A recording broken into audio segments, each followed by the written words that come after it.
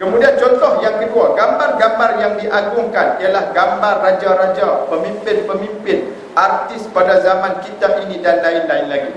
Hal ini lebih ringan dosanya daripada yang di atas. Yang di atas tu, hal kita sebut tadi itu semua sampai menjatuhkan akidah, sampai mereka sembah. Tapi hal ini kita buat lukis gambar sampai kita mengagung-agungkan, dosa.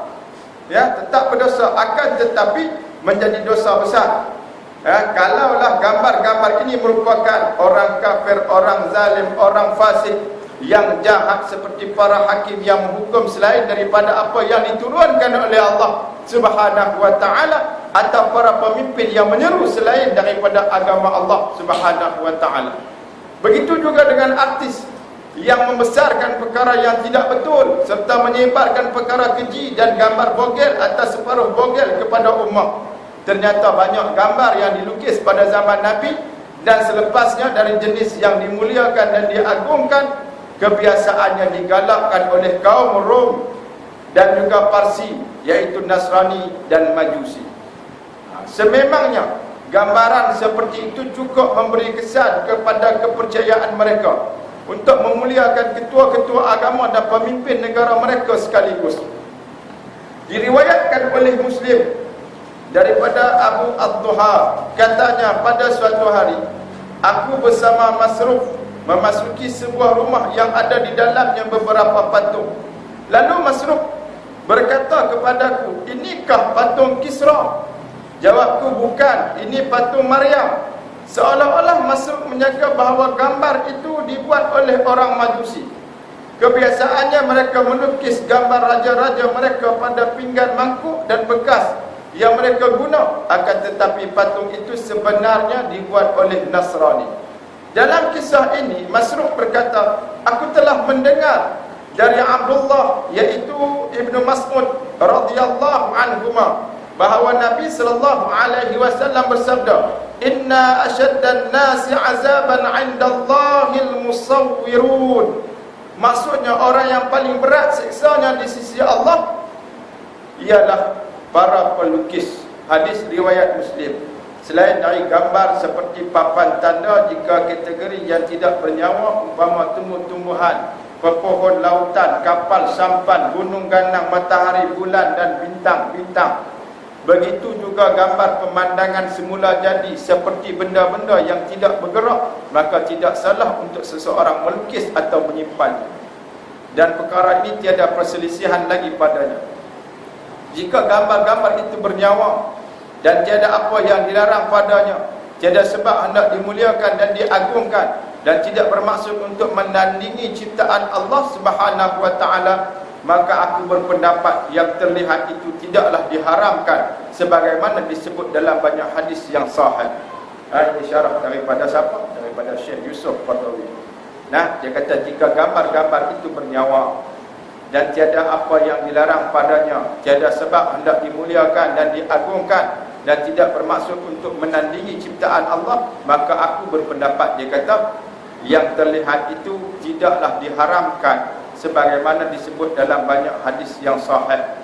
Ya, kalau gambar itu adalah satu gambar yang gambar itu dipuja-puja, dimulia-muliakan, maka itu mendatangkan dosa. Tapi gambar kita bubuh gambar siapa? Gambar ayah kita, kan, dengan gambar keluarga kita bubuh dalam bilik, bukan untuk kita mulia-muliakan, maka itu tidak sampai kepada haram. Ya, tuan-tuan muslimin dan muslimat. Itu juga gambar pemandangan, tak jadi masalah. Gambar pepohon, lautan, kapal, sampan, gunung ganang, gambar kipas angin, gambar surau, kan, tak jadi masalah. Ya, baik.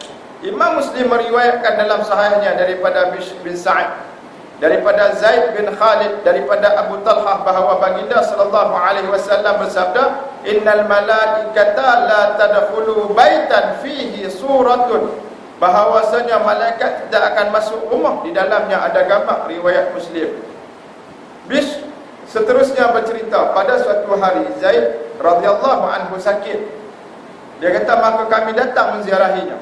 Lalu kami dapati di pintu rumahnya terdapat kain tirai, terlukis padanya gambar. Maka aku berkata kepada Ubaidullah Al-Khawlani radhiyallahu anhu, anak tiri Siti Maimunah, isteri Nabi sallallahu alaihi wasallam yang berada di situ, bukankah Zaid radhiyallahu anhu pernah memberitahu kita mengenai gambar-gambar itu?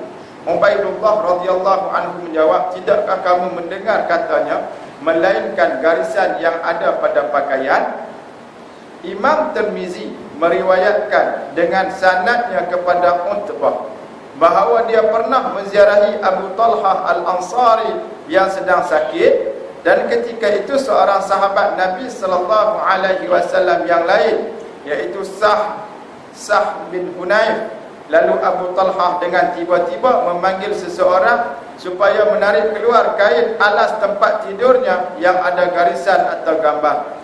Maka Sah berkata kepada Abu Talhah, mengapa kamu menariknya keluar? Abu Talhah menjawab, kerana ada padanya gambar, dan bukankah Nabi sallallahu alaihi wasallam telah melarang kain yang bergambar seperti yang kau ketahui?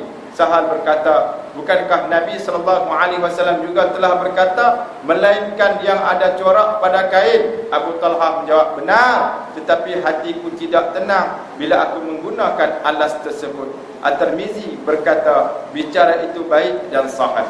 Kedua-dua hadis tersebut menunjukkan gambar yang diharamkan itu ialah berbentuk dan berupa. Biasanya dinamakan patung. Adapun gambar yang dilukis pada papan, kain kanvas, tikar permaidani, tembok-tembok dan sebagainya, maka ianya tidak ada dalil yang jelas bebas daripada perselisihan menunjukkan kepada pengharamannya. Jelas di sini ada hadis sahih di mana Nabi sallallahu alaihi wasallam menunjukkan kebenciannya terhadap gambar-gambar tersebut kerana ia melambangkan kehidupan mewah yang rendah nilainya di sisi agama. Jadi tuan-tuan muslimin dan muslimat yang dirahmati Allah Subhanahu wa taala, kesimpulan daripada yang kita bahaskan tadi, bahawasanya Nabi sallallahu alaihi wasallam mengharamkan gambar patung, sama ada dilukis pada papan, kain kanvas, tikar permaidani, tembok dan sebagainya, yang gambar itu melambangkan kepada agama.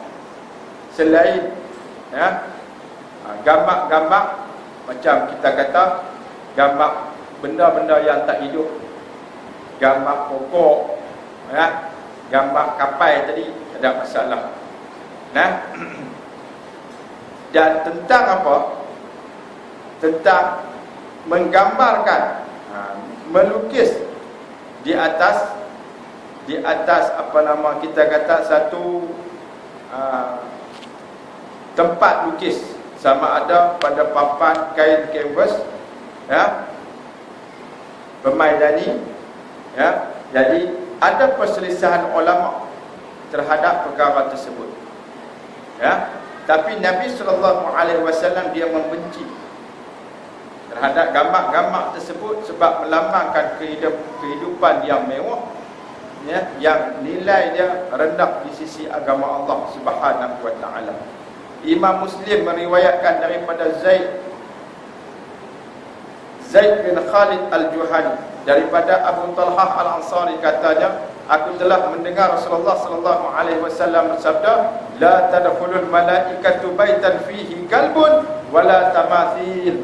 Maksudnya malaikat tidak akan masuk ke rumah yang ada di dalamnya anjing ataupun patung-patung. Hadis riwayat Muslim. Zaid meneruskan riwayatnya dengan berkata, aku segera berjumpa Aisyah radhiyallahu anha dan bertanya kepadanya. Abu Talhah mengatakan kepadaku, Nabi sallallahu alaihi wasallam mengatakan, malaikat tidak akan masuk rumah yang ada di dalamnya anjing atau patung.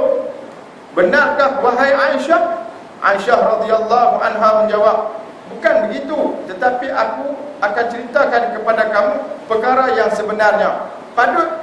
Pada satu ketika, kata dia, baginda sallallahu alaihi wasallam keluar berperang. Aku pun mengambil kain bergambar dan buatkan tabir untuk pintu rumahku.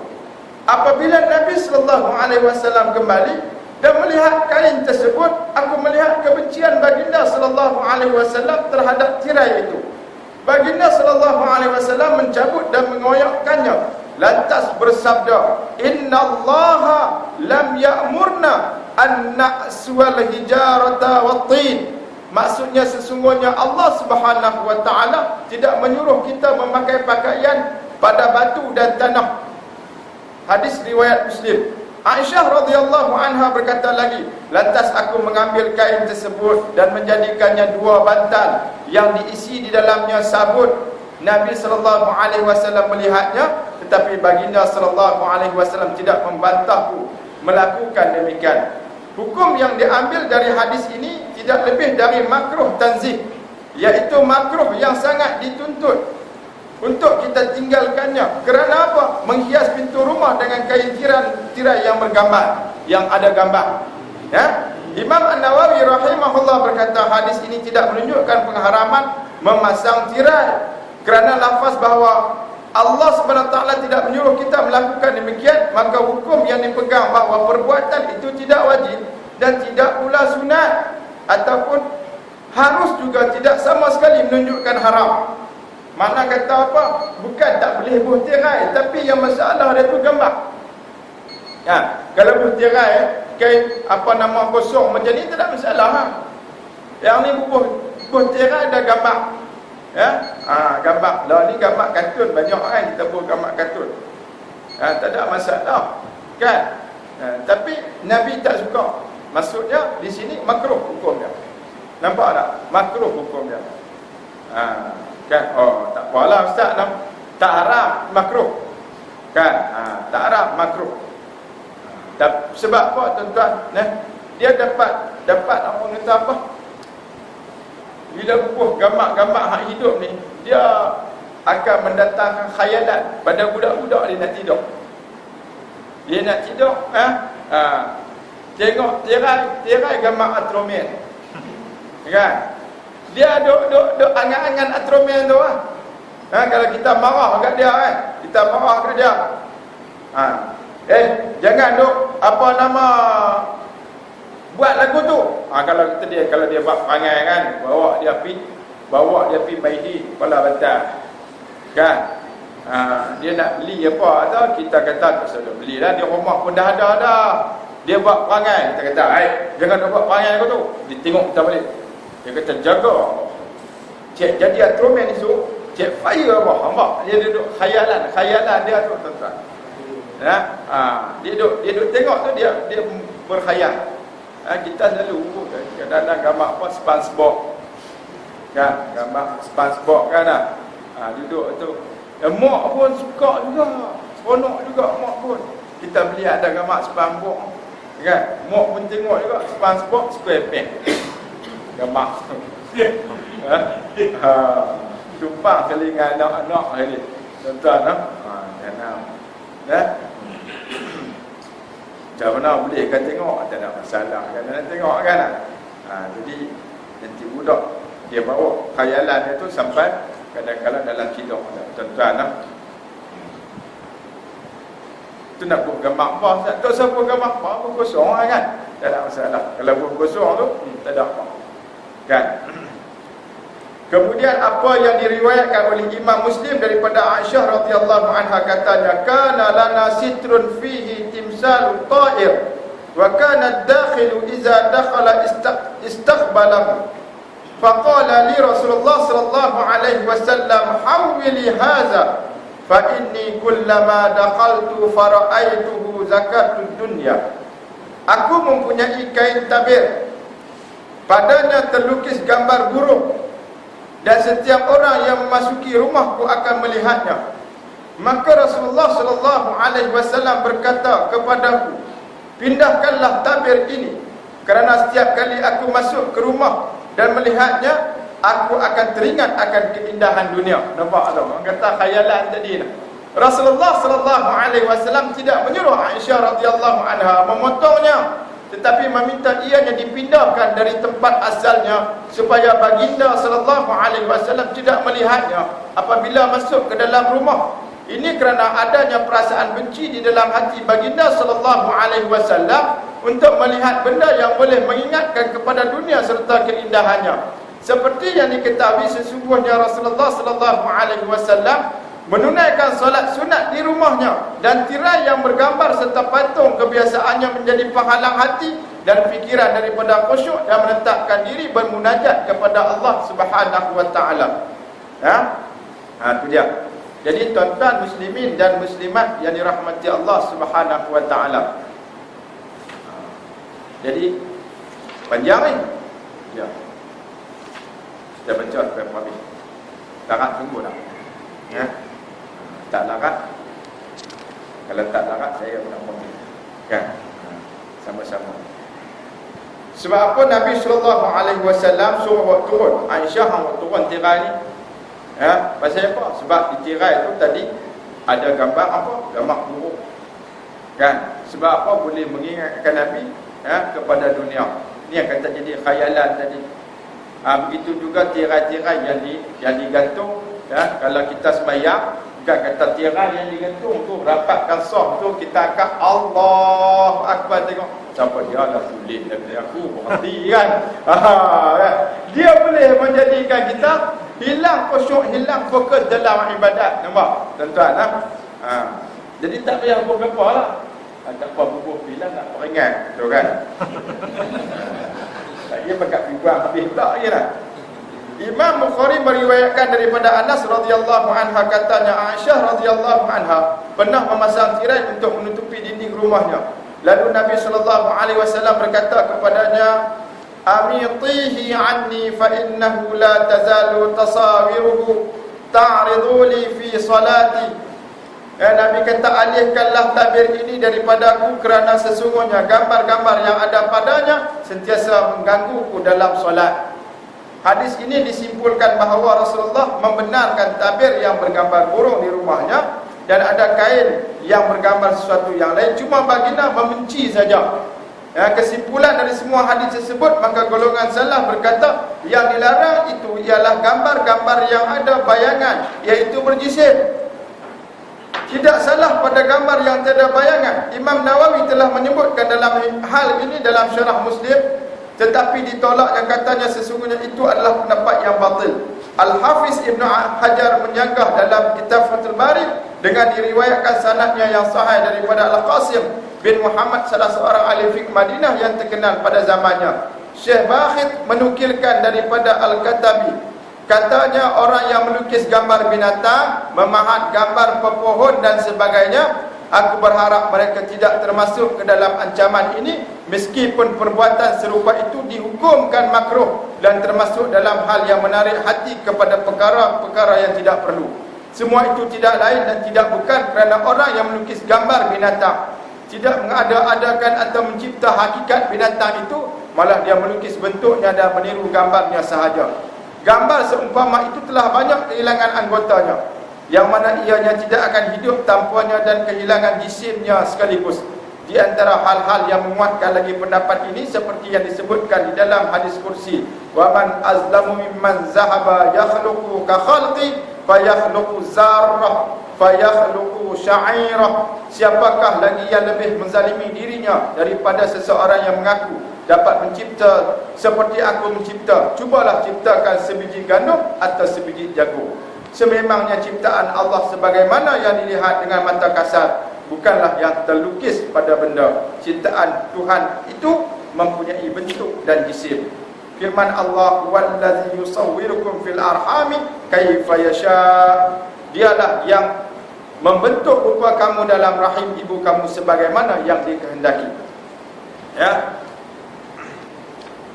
Jadi tuan-tuan muslimin dan muslimat yang dirahmati Allah Subhanahu wa taala, kita ambil kesimpulan daripada pertentangan pendapat daripada kalangan ulama ini, tuan-tuan muslimin dan muslimat yang dirahmati Allah. Pada muka surat 200 sesudah disimpulkan daripada kedua-dua hadis tersebut, masih lagi dinyatakan perkara tentang lukisan gambar burung tadi. Kesimpulan ini juga bertentangan dengan hadis daripada Abu Talha Al-Ansari yang telah mengecuali kain-kain yang berbentuk garisan atau bukan gambar benda. Al-Qurtubi berkata, apabila kita kumpulkan semua hadis ini, kita katakan bahawa hadis Aisyah radhiyallahu anha hukumnya makruh dan hadis Abu Talhah menunjukkan keharusan secara mutlak, ini tidak dinafikan yang ianya makruh. Al-Hafiz Ibn Hajar menganggap pandangan ini baik. Perawi hadis mengenai bantal daripada Aisyah, iaitu anak saudaranya yang bernama Al-Qasim bin Muhammad bin Abu Bakar, dan dia membolehkan menyimpan gambar yang tiada bayangan. Tuan-tuan muslimin dan muslimat yang dirahmati Allah Subhanahu wa taala, jadi ya, hukumnya setelah diperbahaskan dengan panjang lebar oleh para ulama menetapkan sedemikian. Yakni gambar yang ada pada tirai tadi, hukum dia tidaklah haram tetapi makruh, ya, dan dia menghalang daripada kita khusyuk dalam ibadat, dan juga menjadikan kita khayal, ya, kita khayal. Kita duduk saja-saja tengok gambar tirai tu kan, tengok gambar tu, kita duduk khayal. Tuan-tuan muslimin dan muslimat dirahmati Allah, dan khayalan itu ditakuti kita hanyut dalam khayalan kita, kan, hanyut dalam khayalan kita, dan kita lupa kepada pencipta, yakni Khaliq Allah Subhanahu wa taala. Tapi kalau lama mana ianya tidak mengganggu kita, maka ianya tidak menjadi suatu permasalahan, ya. Jadi wallahu a'lam. Tuan-tuan muslimin dan muslimat yang dirahmati Allah, jadi pertemuan kita sampai setakat ini, mudah-mudahan apa yang disampaikan mendapat penerangan kepada kita tentang hukum kita gantung tirai, gantung gambar pemandangan, gantung gambar tu lukisan, macam mana keadaan dia. Kalau gambar itu gambar daripada agama lain, maka hukum dia kita tahu dah haram, ya. Kalau gambar pemandangan, gambar walaupun gambar itu daripada gambar binatang, kata burung dan sebagainya, maka hukumnya dipertentangkan oleh para ulama, ada yang mengharamkan dan juga memakruhkan perbuatan tersebut. Jadi apapun tuan-tuan muslimin dan muslimat yang dirahmati Allah, ianya dapat kita ambil kesimpulan, kalaulah kita gantung tirai di rumah kita tu ada gambar bunga-bunga tu, tak ada jadi masalah apa-apa, kan. Elokkan daripada kita gantung tirai yang ada gambar binatang tu. Yang kedua, tempat semayang, tempat kita semayang tu, kan, kalaulah ada gambar-gambar ataupun corak-corak yang boleh menghilangkan khusyuk kita dalam semayang, kita elakkanlah. Wallahu a'lam bissawab. Yang baik itu daripada Allah, salah silap itu daripada diri saya. Mohon maaf di atas segala kesilapan dan juga kesalahan. Mudah-mudahan kita dapat bertemu lagi pada hari yang sama di bulan hadapan, insya-Allah. Ya, aku qauli hadza wa astaghfirullahal azim li wa lakum. Wabillahi taufiq wal hidayah. Assalamualaikum warahmatullahi wabarakatuh. A'udzubillahi minasyaitonir rajim. Bismillahirrahmanirrahim. Allahumma ij'al jama'na hadza jam'an marhuma wa tafarraqna min ba'dihi tafarruqan ma'suma. Rabbana atina fid dunya hasanah wa fil akhirati hasanah wa qina azabannar. Wa sallallahu ala sayyidina Muhammad wa ala alihi wa sahbihi ajma'in. Walhamdulillahi rabbil alamin. Subhanakallahumma wa bihamdika asyhadu